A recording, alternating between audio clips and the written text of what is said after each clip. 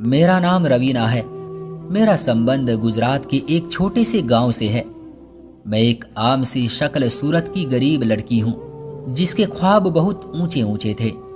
मेरा दिल चाहता था कि अपने छोटे से घर से निकलकर किसी बड़े से महल में रहूं। मुझे पूरा यकीन था कि एक दिन मेरे सारे ख्वाब पूरे हो जाएंगे। मेरे 4 बहन भाई और थे जो मुझसे छोटे थे और मेरे पिता मामूली सी तनख्वाह पर एक फैक्ट्री में काम करते थे। मैंने सोचा कि मुझे अब बड़ी होने के नाते अपने बाबा का हाथ बटाना चाहिए, इसलिए मैंने इंटर करने के बाद छोटी मोटी नौकरी करने की कोशिश की। मगर आजकल तो बेचारे एमए बीए पास लड़के ही बिना जॉब के फिर रहे हैं, तो मेरे इंटर किए की क्या हैसियत थी। फिर मुझे किसी ने मशवरा दिया कि कोई हुनर सीख लो, तभी कुछ कमा सकोगी। 2-3 साल प्राइवेट स्कूल के धक्के खाने के बाद मैंने एक पार्लर में काम सीखना शुरू कर दिया ताकि उसी से कुछ पैसे कमा सकूं। दिन के वक्त में पार्लर में काम करती थी और शाम को कुछ बच्चे ट्यूशन पढ़ने आ जाते थे, तो गुजर बसर हो जाती थी। हमारा घर एक छोटे से इलाके में था और मैं काम सीखने शहर के एक पार्लर में जाती थी। इस तरह आने जाने में बहुत किराया लग जाता था। मैंने टाउन के पास ही किराए पर घर ढूंढना शुरू कर दिया। खुशकिस्मती से कम किराए पर मुझे एक घर मिल गया और हम सब वहां शिफ्ट हो गए। मैं बड़ी लगन से काम सीख रही थी और मेरी पार्लर वाली दीदी मुझसे बहुत खुश थी। उसका कहना था कि एक दिन मैं बड़ी मेकअप आर्टिस्ट बनूंगी। एक दिन मैं काम से वापस आ रही थी कि रास्ते में एक औरत को देखा जो तेज तेज सांस ले रही थी। शायद उसे सांस नहीं आ रहा था या पता नहीं कोई और मसला था। मैंने इधर उधर मदद के लिए देखा, लेकिन उस वक्त गली सुनसान थी और आसपास कोई और था भी नहीं। मुझे समझ नहीं आ रहा था कि क्या करूं। उस औरत ने इशारे से पानी मांगा तो मैं भागकर पिछली गली में लगे फिल्टर से उस औरत के लिए पानी लाई और उसे पानी दिया। पानी पीकर उसकी तबीयत थोड़ी संभली तो मैं उसे सहारा देकर अपने साथ अपने घर ले आई। उस औरत ने बताया कि वो रोजाना उस वक्त सैर करने करीबी पार्क में जाती थी। आज भी सैर करने निकली थी कि अचानक चक्कर आ गई। वो मुझसे कहने लगी कि बेटी, तुम्हारा बहुत बहुत धन्यवाद, तुमने मेरी मदद की। मैंने कहा, आंटी धन्यवाद की जरूरत नहीं, ये तो मेरा फर्ज था। उस औरत ने अपने बारे में बताया कि वो एक अमीर खानदान से संबंध रखती है। उसका सिर्फ एक ही बेटा है और पति का अरसा हुए स्वर्गवास हो गया। वो काफी देर बैठी मेरी मम्मी से बातें करती रही। कुछ ही देर में वो और मेरी मम्मी पक्की सहेलियां बन गई। कुछ देर बाद उस औरत को उसका ड्राइवर लेने आ गया तो वो चली गई। उसके बाद अक्सर वो औरत हमारे घर आने जाने लगी। एक दिन वो आंटी आई तो बहुत परेशान लग रही थी। मेरी मम्मी ने उससे उसकी परेशानी की वजह पूछी तो वो बहुत दुख भरे अंदाज में कहने लगी कि मेरा एक ही बेटा है और उसकी जिंदगी को लेकर मैं बहुत परेशान हूँ। मेरी मम्मी ने पूछा, क्यों बहन, ऐसा क्या हो गया तुम्हारे बेटे के साथ? तो वो आंटी कहने लगी कि इतनी दौलत होने का क्या फायदा जब मैं अपने बेटे की खुशियां ही नहीं खरीद सकती। मैं तो अपने बेटे की खुशियां देखने को तरस गई हूं। अब तो मुझे भी हैरत हुई कि मामला क्या है। मैंने आगे होकर पूछा कि आंटी बताए तो सही कि क्या हुआ है। वो औरत कहने लगी कि मेरा बेटा जिससे भी शादी करता है वो लड़की उसी रात तलाक लेकर अपने मायके चली जाती है और न जाने मेरे बेटे पर क्या क्या गंदे गंदे इल्जाम लगाती है। अब तो लोग भी जीने नहीं देते, कहते हैं कि तुम्हारे बेटे को अब कोई अपनी बेटी नहीं देगा। मैं उसी वजह से बहुत परेशान रहती हूँ। मुझे आंटी की कहानी सुनकर अफसोस हुआ। मम्मी भी इस आंटी को तसल्ली देते हुए कहने लगी कि तुम फिक्र ना करो, तुम्हारे बेटे की अब बड़ी अच्छी लड़की से शादी होगी। कुछ दिन बाद वो आंटी फिर हमारे घर आई तो बड़ी दुखी थी। मुझसे रहा नहीं गया तो पूछा कि आंटी अब क्या हुआ? वो बेचारी रोने लगी कि क्या बताऊं, मैं अपने बेटे की वजह से बड़ी परेशान हूं। कल फिर उसकी मंगनी टूट गई। हाय, मैं क्या करूं? काश मैं भी जीते जी अपने बेटे की खुशियां देख सकती। अब तो मैंने उसकी शादी का ख्वाब ही छोड़ दिया है। शायद उसकी किस्मत में ही नहीं है। मुझे आंटी पर बड़ा तरस आया। मैंने कहा कि मैं आपके बेटे से शादी करूंगी। आंटी को यकीन ना आया, कहने लगी, क्या तुम सच कह रही हो बेटी? क्या तुम वाकई मेरे बेटे से शादी करोगी? मेरी मम्मी ये सुनकर हड़बड़ा गई। उन्होंने आंखों ही आंखों में इशारे किए कि मैं मना कर दूं, मगर मैंने आंटी को यकीन दिला दिया कि मैं बहुत जल्द उनके बेटे से शादी कर लूंगी। वो बहुत खुश होकर गई थी। मम्मी ने आंटी के जाने के बाद मुझे बहुत डांटा कि जरूर उसके लड़के में कोई मसला होगा, वरना हर लड़की उसे छोड़ क्यों देती है। तुमने शादी के लिए हाँ क्यों की? कोई तरस खाने की जरूरत नहीं थी। मैंने दुख से कहा कि मैंने उस औरत पर नहीं बल्कि खुद पर और अपने घर वालों पर तरस खाया है। उससे शादी करूंगी तो और कुछ नहीं, कम से कम हमारे हालात ही ठीक हो जाएंगे। मेरी शादी वैसे भी कहीं ना कहीं तो होनी ही है ना, तो उस आंटी के बेटे से क्यों नहीं। मम्मी को भी मेरी बात की समझ आ गई, वो भी ना चाहते हुए भी राजी हो गई। मेरी सास तो इतनी खुश थी कि जिसकी कोई हद नहीं थी। जब वो तारीख लेने आई तो अपने साथ इतनी मिठाई लाई के बाद में हमने पूरे मोहल्ले में बांटी थी। मेरी होने वाली सास ने मेरे लिए बिल्कुल वैसा ही जोड़ा दिया था जैसा मैं अपनी शादी में पहनना चाहती थी। वो जोड़ा पूरे 1 लाख रुपयों का था, लेकिन उसे पैसों की कोई परवाह नहीं थी। उसकी इन हरकत को देखकर मेरी मम्मी मुझसे कहने लगती कि अभी भी वक्त है, सोच लो, जरूर उसके बेटे में कोई बड़ा मसला है। मगर अब मैं जुबान दे चुकी थी और पलट नहीं सकती थी। शादी के दिन मेरी पार्लर वाली दीदी ने ही मुझे तैयार किया था। मैं दुल्हन बनकर बहुत हसीन लग रही थी। मेरी सास ने मेरे लिए बड़े अच्छे इंतजामात किए थे। शादी हॉल को देखकर तो मेरी आंखें फटी की फटी रह गई। मैंने सर्द आहें भरकर सोचा, हाय, सारे ख्वाब पूरे हो रहे हैं। एक खूबसूरत घर, गाड़ी, माल दौलत है तो काश दुल्हा भी मेरी पसंद का होता, मेरे ख्वाबों का राजकुमार होता तो कितना अच्छा होता। मैंने शादी करने का फैसला तो कर लिया था, मगर मैं बिल्कुल नहीं जानती थी कि मेरी शादी किससे होने वाली है, लड़का कैसा दिखता है, उसका माजी क्या था। मुझे बस अपने घर वालों का पेट पालना था और उसके लिए मुझे शॉर्टकट रास्ता यही लगा था। मगर जब मैं दुल्हन बनकर उस घर में आई तो पहली बार मैं सोचने पर मजबूर हुई कि आखिर ऐसी क्या बात थी कि मैं उस शख्स की चौथी पत्नी बनने जा रही थी। मेरी सास मुझे कमरे में छोड़ गई। मेरे दिल में अजीब अजीब से ख्यालात आ रहे थे। रात के 2 बजे मेरा पति कमरे में दाखिल हुआ। मैंने सर उठाकर उसे देखा। उसकी पर्सनैलिटी देखकर मैंने मुंह में उंगली दबा ली। वो बहुत हैंडसम लड़का था, लेकिन मेरे रुकने की वजह ये नहीं थी। वो दरअसल मैं उसे पहचान गई थी और मैं किस्मत के हेर फेर पर बड़ा हैरान थी। उससे पहले मैं उसे कुछ कहती, उसने अजीब हरकत की जिसे देखकर मेरे कदमों तले से जमीन निकल गई। उसने एक हाथ नचाकर कहा, तेरी खैर होए, ये लिपस्टिक का रंग बिल्कुल भी अच्छा नहीं है। तुमने मेकअप किससे करवाया था? जिससे भी करवाया है उसने ठीक से बेस नहीं लगाई। फिर जरा नजाकत से चलता हुआ वो बेड तक आया। मेरे होश उसकी हरकतें देखकर खराब हो गए। वो अब एक हाथ कमर पर रखकर अजीब से अंदाज में मेरे मेकअप पर तकमीने झाड़ रहा था। मैं उसे पहचान गई थी। वो मशहूर मेकअप आर्टिस्ट मनीष था, मगर यकीन नहीं आ रहा था कि ये मेरा पति है। मैं जल्दी से कमरे से बाहर निकलकर भागी और दूसरे कमरे में जाकर कुंडी लगा दी। मैं गहरी सांस लेती हुई बेड पर बैठ गई। मैं पागल होने वाली हो गई थी। ये सोच सोच कर के वो मेरा पति बन चुका है। मैंने कभी ऐसा ख्वाब में भी नहीं सोचा था कि जिस शख्स को मैं भुला चुकी हूँ वो अचानक इस तरह मेरे पति के रूप में मेरे सामने खड़ा होगा। उसे मैं 2 साल पहले से जानती थी।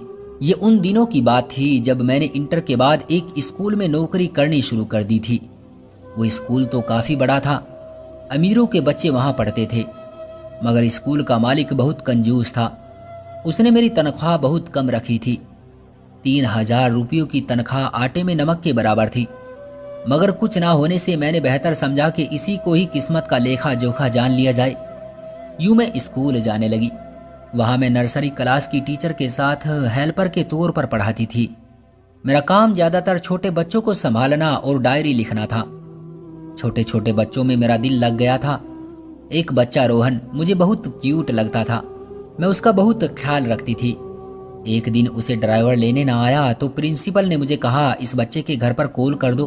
मैंने रिकॉर्ड से उसकी मम्मी का नंबर निकाला और उन्हें फोन करके कहा कि काफी देर हो गई है और आपका ड्राइवर आपके बच्चे को लेने नहीं आया। तो उसकी मम्मी कहने लगी कि मैं अपने भाई को भेजती हूँ लेने। सारा स्कूल खाली हो गया था। मैं रोहन की खातिर रुक गई कि उसे लेने कोई आए तो मैं भी जाऊं। उस बच्चे को मैं अकेला छोड़कर नहीं जा सकती थी। आधे घंटे बाद रोहन का मामा उसे लेने आया। मैं उसको देखकर दंग रह गई। वो बहुत हैंडसम था। मैंने उसको गेट पर ही देखा था। उसने अपने भांजे को गाड़ी में बैठाया और चला गया। अगले दिन मैंने रोहन से पूछा उसे कौन लेने आया था। वो कहने लगा वो मेरे मामा जी हैं और उनका नाम मनीष है। मुझे रोहन का मामा बहुत अच्छा लगा था। मैं उसे दोबारा देखना चाहती थी। इत्तेफाक से कुछ दिनों बाद ही मेरी ये प्रार्थना उस ईश्वर ने सुन ली। रोहन का ड्राइवर अब नहीं आता था और वही लड़का उसे लेने आता था। मैं रोज उसे देखने के लिए रुक जाती और जब तक वो उसे लेने ना आ जाता मैं नहीं जाती थी। पता नहीं मुझे क्या होने लगा था। मुझे वो बहुत अच्छा लगने लगा था। उसे तो खबर तक नहीं थी कि कोई उसे देखने के लिए इतना बेचैन होता है। वो चुपचाप आता और अपने भांजे के साथ चला जाता। मेरा बड़ा दिल चाहता था उससे बात करने को, लेकिन कभी हिम्मत ही नहीं होती थी। एक दिन बच्चों की पेरेंट्स मीटिंग थी और उसी दिन मेरी तबीयत भी बहुत ज्यादा खराब थी, इसलिए मैं ना जा सकी और मैंने छुट्टी कर ली। अगले दिन मैं स्कूल गई तो मेरी साथी टीचर हंसते हुए मुझसे कहने लगी कि तुम्हें पता है कल रोहन की मीटिंग के लिए कौन आया था? मेरे पूछने पर कहने लगी उसका मामा आया था। बल्कि पता नहीं वो मामा था या किन्नर था। इतना कहकर वो ऊंची आवाज से हंसने लगी। मैंने हैरत से पूछा कि ठीक तरह से बताओ, तो कहने लगी रोहन का मामा अजीब तरह से बोल रहा था और लड़कियों की तरह हाथ नचा नचा कर बातें कर रहा था। साफ लग रहा था कि वो लड़का नहीं, बल्कि उसने इतना कहा तो मैंने उसे टोकते हुए कहा कि बस करो। फिर मैं उसकी बात सुने बगैर ही वहां से उठ खड़ी हुई, क्योंकि मुझे उसके बारे में ऐसी बातें बुरी लग रही थी। पता नहीं क्या सच था और क्या झूठ, मगर उसके बाद से वो कभी रोहन को लेने नहीं आया। मेरे बारे में उस टीचर को पता लग गया था कि मैं मनीष को पसंद करती हूँ। फिर उसने बाकी टीचर को भी बता दिया। सब टीचर मेरा मजाक उड़ाती थी और मुझे ताने देती थी कि देखो ये लड़की एक किन्नर को पसंद करती है, और मैं उनसे लड़ पड़ती थी कि उसे ऐसा ना कहो। मुझे उन टीचर की बात पर भरोसा नहीं था, इसलिए मैंने तंग आकर वो स्कूल ही छोड़ दिया। मेरी ख्वाहिश थी कि मैं एक बार अपनी आंखों से देख लेती कि क्या सच है और क्या नहीं। मुझे उसके घर का भी पता नहीं था। मेरा दिल बहुत बेचैन था कि उसको कैसे देखूं, कैसे मालूम करूं कि वो टीचर ठीक कह रही थी या नहीं। एक दिन मैं अपनी दोस्त के घर गई हुई थी। जब मैंने उसके कमरे की खिड़की से बाहर देखा तो वो बाहर लॉन में बैठा हुआ था। मैं उसे देखकर हैरान रह गई थी। फौरन अपनी दोस्त से पूछा कि ये कौन है, तो वो कहने लगी कि मेरे भाई का दोस्त है। मेरा भाई और ये मेकअप आर्टिस्ट बनने का इरादा कर रहे हैं। बेचारा वो है, तुम समझ तो गई होगी, मेरी दोस्त ने रूखे से अंदाज में कहा। मैंने गौर से बाहर देखा तो वो उस तरह हाथ हिला हिला कर बातें कर रहा था जैसे औरतें करती हैं। मुझे उस टीचर की बात सच लगी और मेरी दोस्त भी तो कह रही थी कि वो लड़का नहीं बल्कि कुछ और था। मैंने मायूसी से मुंह फेर लिया। उस वक्त मुझे अपने आप से नफरत महसूस हुई कि मैं किससे प्यार करने लगी थी। उस दिन के बाद से मैंने उसे अपने दिलो दिमाग से निकाल दिया था। बाद में मुझे अपनी दोस्त के जरिए ही पता चला था कि वो एक मेकअप आर्टिस्ट बन गया है। मैं पूरी तरह से एक लड़की थी और मेरा हक था कि एक पूरे मर्द से शादी करती, ना कि उस जैसे इंसान से जिसे दुनिया अजीब अजीब नामों से पुकारती है। मैंने शुक्र किया कि मैंने वक्त रहते अपने आप को रोक लिया। बाद में भी मेकअप के सेमिनार में उसे मैं 2-3 बार देख चुकी थी और मेरा शक यकीन में बदल चुका था कि वो वही था जो मुझ समेत पूरी दुनिया समझ रही थी। कमरे के दरवाजे पर दस्तक हुई तो मैं चौंक कर उठ बैठी। मेरा सोच सोच कर दिमाग फटा जा रहा था कि मेरी शादी किससे हुई। मैंने बैठे बैठे ही चिल्लाकर पूछा कौन है। मेरी सास की आवाज आई, रवीना बेटी मैं हूं, दरवाजा खोलो। मैंने गुस्से में कहा आपने मेरे साथ धोखा किया है, चली जा यहां से, मैं दरवाजा नहीं खोलूंगी।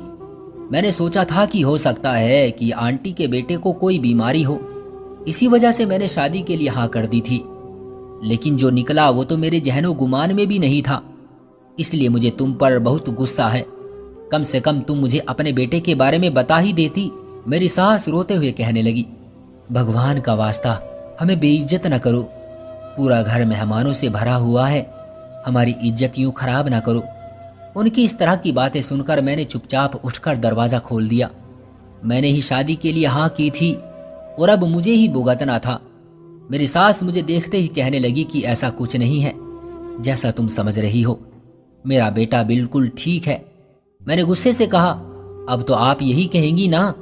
मैंने शादी से पहले अपनी सास के सामने शर्त रखी थी, वो मेरे खानदान को एक घर लेकर देगी, और उसने मेरी शर्त मान ली थी। अब जब मैंने खुद सौदेबाजी की थी तो मैं अपने हक के लिए खड़ी भी नहीं हो सकती थी। मैंने अपनी किस्मत को कोसते हुए वापस दरवाजे को बंद कर लिया, और जैसे ही बेड की तरफ देखा तो कमरे के दूसरे दरवाजे से दाखिल होकर मनीष चुपचाप बेड पर बैठा हुआ था। अगर कोई उसे यूं देख लेता तो उसकी खूबसूरती पर कोई भी अपनी बेटी के लिए अपना घर तक कुर्बान कर देता, मगर उसे भी पता न चल पाता कि वो असल में कौन है। मैं भी उसकी शक्ल सूरत से ही तो प्रभावित हुई थी। अब कुछ नहीं हो सकता था। मैं बेड के किनारे पर जाकर बैठ गई। उसने मुझे अपनी तरफ करके कहा कि तुम भी मुझे छोड़ जाओगी ना, जैसे सब छोड़ जाती हैं। अब की बार उसकी आवाज बड़ी अलग थी, खूबसूरत और मर्दाना थी, लेकिन मैं जानती थी कि ये उसकी असल हकीकत नहीं है। हम बिना सोचे समझे जिस अंदाज में बात करने के आदी होते हैं, वही हमारी असल हकीकत होती है। उसकी भी वही हकीकत थी। लड़कियों की तरह हरकतें और बातें और नजाकत में उसे क्या बताती कि मैं चाहते हुए भी उसे छोड़ नहीं सकती थी। मैं बड़े दावे करके उसकी जिंदगी में शामिल हुई थी। मैंने शादी नहीं, एक जुआ खेला था, जिसमें हार सरासर मेरी थी। अपने घर वालों को तो मैं अच्छी जिंदगी दे चुकी थी। अब मेरा पता नहीं क्या होना था। मैं उसे जवाब दिए बगैर एक तरफ सिमट कर सो गई। रात को ख्वाब में भी यही आता रहा कि मेरा हर तरफ मजाक बन रहा है कि मैंने किससे शादी कर ली। मैं सुबह उठी तो वो मुझसे भी पहले ही उठ चुका था। वैसे तो उठते बैठते और चलने फिरने के अंदाज से वो बेहतरीन मर्द लगता था, लेकिन जब बात करता था तो उसकी पोल खुल जाती थी और उससे हीन सी महसूस होने लगती थी। मैं पार्टी के लिए तैयार होने लगी तो उसने इजहार किया कि वो आज के फंक्शन के लिए मेरा मेकअप खुद करेगा। मैं चुपचाप उसके सामने बैठ गई। उसने मुझे इतना खूबसूरत तैयार किया कि हर कोई देखता ही रह गया। लोगों ने मुझे देखा तो वो मेरे भाग्य से जलने लगे, लेकिन कुछ लोग मुझ पर हंस भी रहे थे कि बेचारी लड़की की किस्मत देखो, उसे मिला भी तो कौन। मैं बहुत डिप्रेशन में थी कि मैंने अपने साथ ये क्या कर लिया है। मेहमानों के जाते ही मैंने अपना कमरा अलग कर लिया। मैं हरगिज उसके साथ रहना नहीं चाहती थी। मेरी सास ने मुझे कुछ ना कहा, क्योंकि मैंने उसे साफ साफ कह दिया था कि अगर वो इस मामले में कुछ बोलेगी तो उसकी पहली बहू की तरह मैं भी घर छोड़कर चली जाऊंगी। फिर मेरी सास ने मुझे कुछ नहीं कहा। मैं अपनी मर्जी से सोती जागती थी और मेरी हर मुमकिन कोशिश होती थी कि उसके किन्नर बेटे की शक्ल तक ना देखूं। उनकी इज्जत के लिए इतना ही काफी था कि मैं उस घर में मौजूद थी। मेरी 2 नंदे थी। उन्होंने भी मुझसे बात करने और समझाने की बहुत कोशिश की और आखिर मायूस होकर वो अपने घरों को वापस चली गई। एक दिन मैं किचन में अपने लिए खाना लेने गई तो अपनी सास के कमरे के सामने से गुजरते हुए मुझे अपना नाम सुनाई दिया। मैं ठिठक कर रुक गई और कान लगाकर सुनने लगी। मेरी सास अपने बेटे यानी मेरे पति से कह रही थी कि तुम रवीना को सब सच बता दो, और वो इनकार कर रहा था कि नहीं, अगर उसको बताया तो वो यकीन नहीं करेगी और मुझे छोड़कर चली जाएगी। मैं हैरत से सोचने लगी कि उन लोगों ने अभी भी मुझसे कुछ छुपाया हुआ था। मैंने और सुनने की कोशिश की, मगर अब वो चुप हो गए थे। मैं फिर वापस अपने कमरे में चली आई। अब उस सच का कैसे पता करूं जो उन माँ बेटे ने मुझसे छुपाया हुआ था। उसके लिए मुझे अपने पति के कमरे में रहना पड़ता ताकि मुझे सच्चाई का पता चल सके कि वो क्या करता है। मैंने अपना सामान उठाया और पति के कमरे में शिफ्ट हो गई। उसे मैंने सख्ती से कह दिया कि मुझसे दूर रहा करें। एक दिन वो फोन पर किसी से बात कर रहा था कि मैं 10 मिनट में आता हूँ। वो घर से निकला तो मैं भी उसके पीछे निकल खड़ी हुई कि अब ये कहाँ जाता है। वो एक प्राइवेट क्लिनिक में दाखिल हुआ था जिसके दरवाजे पर लिखा था कि मर्दाना मर्ज का इलाज किया जाता है। मैं सोचते हुए हैरान थी कि वो यहाँ किस सिलसिले में आया है। फिर सोचा कि मर्द होगा तो यहाँ मर्दाना मर्ज का इलाज कराने ही आएगा ना, और वापस आ गई। कुछ दिनों बाद मेरी छोटी नंद के यहाँ बेटा हुआ तो उसने एक पार्टी रखी और हम सब घर वालों को भी बुलाया। मैं जाना तो नहीं चाहती थी, मगर अपनी मम्मी के मजबूर करने पर चली गई। मम्मी ने कहा था कि शादी की है तो निभाना भी सीखो। अब वो जैसा है जो है तुम्हारा पति है, उसकी इज्जत और कदर करो। मैं मम्मी की वजह से उसके साथ अपनी नंद के बेटा होने की खुशी में आ गई। वहां मुझे वही स्कूल वाली टीचर मिली। उसने जब मुझे मनीष के साथ देखा तो बड़ी महफिल में मुझे बेइज्जत करने लगी कि आखिर तुमने इस किन्नर से शादी कर ही ली, तुम वैसे इसी के काबिल थी। मैं उसकी बातें और अपनी बेइज्जती बर्दाश्त नहीं कर सकी और भागते हुए घर वापस आ गई। मैं रोते हुए कमरे में आ गई। वो भी मेरे पीछे पीछे कमरे में आ गया और मुझे चुप कराने लगा। मैंने उसे तड़प कर कहा, ये सब तुम्हारी वजह से हो रहा है, तुम मेरे दर्द का अंदाजा नहीं कर सकते। वो उदास होकर कहने लगा कि तुम मुझसे ज्यादा दुखी नहीं हो सकती, ना ही तुमने मुझसे ज्यादा दर्द उठाया होगा। मैंने अपना रोना भूलकर उससे पूछा कि इस बात का क्या मतलब है। तो कहने लगा, आज मैं तुम्हें सब सच बताता हूं कि मैं कौन था और क्या हूं। मुझे वो अपनी कहानी सुनाने लगा। मैं पैदा हुआ तो एक लड़की ही था। मेरे घरवाले मुझे बचपन से ही लड़की समझते थे। उन्होंने मुझे लड़कियों के ही कपड़े पहनाने शुरू किए और लड़की के तौर पर ही मुझसे व्यवहार रखा। मैं भी खुद को एक लड़की ही समझ रहा था। लड़कियों के स्कूल में जाता था, मेरी सारी सहेलियां भी लड़कियां ही थी। मैंने 14-15 साल एक लड़की बनकर गुजारे, लेकिन फिर अचानक मुझ में बदलाव आना शुरू हो गए। मेरी आवाज भारी और चेहरे पर मुंह से दाढ़ी निकलना शुरू हो गई। मैं बहुत परेशान हो गया। मेरे घर वालों के लिए ये हालात बहुत परेशान करने वाले थे और आखिर में परेशान होकर मेरे घर वाले मुझे एक जाने माने डॉक्टर के पास लेकर गए। तो डॉक्टर ने अजीब सी बात की। डॉक्टर कहने लगा कि मैं एक लड़की नहीं बल्कि एक लड़का हूं। डॉक्टर के मुताबिक ऐसे केस दुनिया में लाखों करोड़ों में बहुत कम होते हैं कि लड़की से ऑपरेशन करके कोई लड़का या लड़के से लड़की बन जाए। डॉक्टर ने मेरा अच्छे से चेकअप किया, उसने मेरा ऑपरेशन किया और यूं मैं एक लड़की से लड़के में बदल गया। मेरे लिए ये बहुत मुश्किल वक्त था जो मैंने काटा। हर तरफ मेरा मजाक बनने लगा। मेरे दोस्तों, यहाँ तक के रिश्तेदारों तक ने मेरा साथ छोड़ दिया था। मेरी वजह से मेरे माँ बाप वो शहर छोड़कर यहाँ इस शहर आ गए। मैं कोई किन्नर या तीसरे जेंडर का नहीं हूँ। वो 14-15 साल जो मैंने एक लड़की बनकर गुजारे, बस उसी का असर मेरे अंदर बाकी रह गया है, जिसकी वजह से कुछ हार्मोन्स का मामला हो गया। डॉक्टर का कहना था कि मेरी शादी हो जाएगी तो आहिस्ता आहिस्ता मैं ठीक हो जाऊंगा। अपने पति की कहानी सुनकर मेरी आंखों में भी आंसू आ गए। वाकई उसकी आजमाइश मेरे दर्द और परेशानी से कहीं बड़ी थी। मैंने उससे माफी मांगी और कहा कि मुझे माफ कर दो, मैं इस सब में तुम्हारा साथ दूंगी, हमेशा तुम्हारे साथ रहूंगी। मेरा दिल खुशी से झूम रहा था और मेरी सोई हुई मोहब्बत फिर से जागने लगी थी।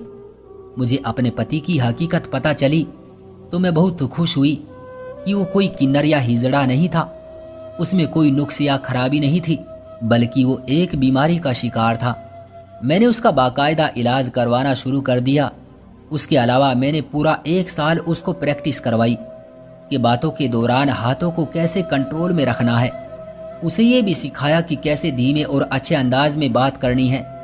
मेरी मेहनत और दवाइयाँ रंग लाने लगी और बहुत जल्द वो ठीक हो गया। अब वो एक पूरे मर्द की तरह बात करता है। एक मशहूर मेकअप आर्टिस्ट था। उसके अंदर आने वाले उस बदलाव ने उन्हें प्रसिद्धि की ऊंचाइयों तक पहुंचाया। लोग उसे पहले से ज्यादा चाहने लगे। 2 सालों तक वो पूरी तरह से बदल गया था। उसकी वो सारी आदतें जिनकी वजह से लोग उस पर शक करते थे, वो अब खत्म हो गई थी। अब वो भी आम मर्दों की तरह एक मर्द था। वो सारी लड़कियां जो उससे दूर भागती थी अब उसके आसपास मंडराने लगी थी। लेकिन मनीष किसी की तरफ ध्यान नहीं देता था। वो बस मेरी ही परवाह करता था और मुझसे ही मोहब्बत करता था। शादी के 3 साल बाद हमारे घर एक बेटी ने जन्म लिया तो सबके मुंह बंद हो गए। कुछ जलने वाले लोग जो अभी भी गलत बातें फैलाते थे, उनके मुंह पर मेरी औलाद की सूरत ईश्वर ने जैसे तमाचा रसीद किया था। मेरी सास मेरी बलाई लेती नहीं थकती थी कि मैंने आकर उसके बेटे की जिंदगी बदल दी। वो सबके सामने कहती थी कि मेरी बहू ने मेरे घर को स्वर्ग बना दिया है। मैं ईश्वर का लाख लाख धन्यवाद करती थी जिसने मेरी मोहब्बत की लाज रखी थी, मुझे रुसवा होने से बचा लिया था और मेरे उन सब ख्वाबों को पूरा किया जो मैं देखा करती थी। मेरे ख्वाबों का राजकुमार मुझे मिल चुका था। तो दोस्तों, ये थी किसी की जिंदगी पर बीती हुई एक सच्ची कहानी। आपका क्या कहना है इस कहानी के बारे में? कमेंट करके हमें जरूर बताएं। वीडियो को लाइक करके चैनल को सब्सक्राइब कर लीजिए और साथ में घंटी को दबाकर ऑल पर सेट कर लीजिए ताकि आने वाली वीडियो का नोटिफिकेशन आपको तुरंत मिले। मैं मिलता हूं आपसे अगली वीडियो में, तब तक के लिए धन्यवाद।